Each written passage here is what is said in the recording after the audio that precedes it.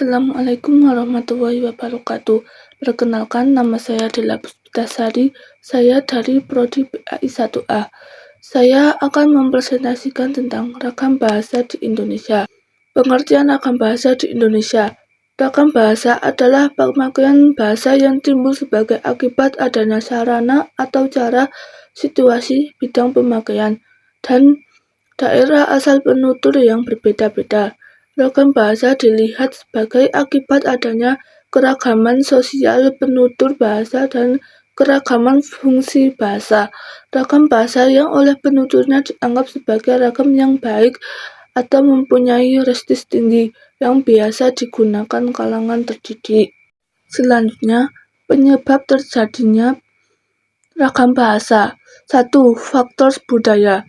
Setiap daerah mempunyai perbedaan kultur atau daerah hidup yang berbeda, seperti di wilayah Jawa dan Papua serta beberapa wilayah Indonesia lainnya. 2. Faktor sejarah.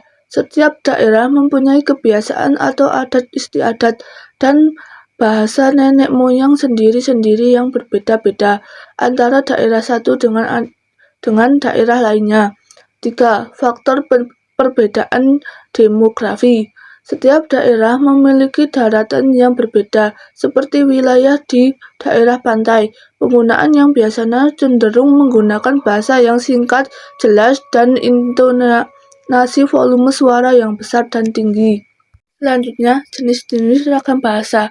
1. Ragam lisan. Ragam bahasa lisan adalah bahasa yang dihasilkan oleh alat ucap dengan fenom sebagai unsur dasar dan komunikasi terjadi secara langsung atau tatap muka, sehingga terkait oleh kondisi, situasi, dan waktu. Ciri-ciri bahasa lisan. 1. Langsung. Pembicaraan dan pendengar dalam komunikasi lisan tertentu secara langsung, baik tanpa media elektronik maupun melalui media elektronik. 2. Tidak terkait ejaan bahasa Indonesia. Penyampaian maksud atau tujuan pembicaraan dilakukan melalui bahasa dengan memperhatikan situasi pembicaraan. 3. Terkadang tidak efektif.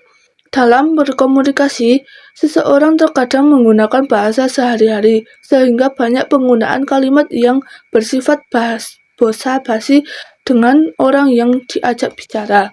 2. Ragam tulis. Ragam bahasa tulis adalah ragam bahasa yang dihasilkan dengan memanfaatkan tulisan dengan huruf sebagai unsur dasarnya. Jadi komunikasi yang terjadi tidak secara langsung. Penulis menyampaikan gagasan atau idenya tidak pada saat ide itu dibuat atau dituangkan ke dalam tulisan, sehingga jika terdapat struktur kalimat yang kurang baik akan dapat mengganggu pembacanya. Ciri-ciri ragam tulis. 1. Santun. Memahami kaidah-kaidah yang ada dan menggunakan pilihan kata atau istilah yang tepat dan cermat. 2. Efektif. Hemat dan singkat, tetapi mengena dalam hal maksud yang diungkapkannya. 3. Bahasa disampaikan sebagai unsur komunikasi satu pihak. Karena tidak dapat bertemu langsung, maka kita diharapkan dapat mengomunikasikan segala apa yang ada dengan harapan orang yang menerima tulisan tidak salah persepsi atau salah paham. Terima kasih. Itu saja yang dapat saya sampaikan. Apabila terdapat kesalahan, saya mohon maaf yang sebesar-besarnya. Wassalamualaikum warahmatullahi wabarakatuh.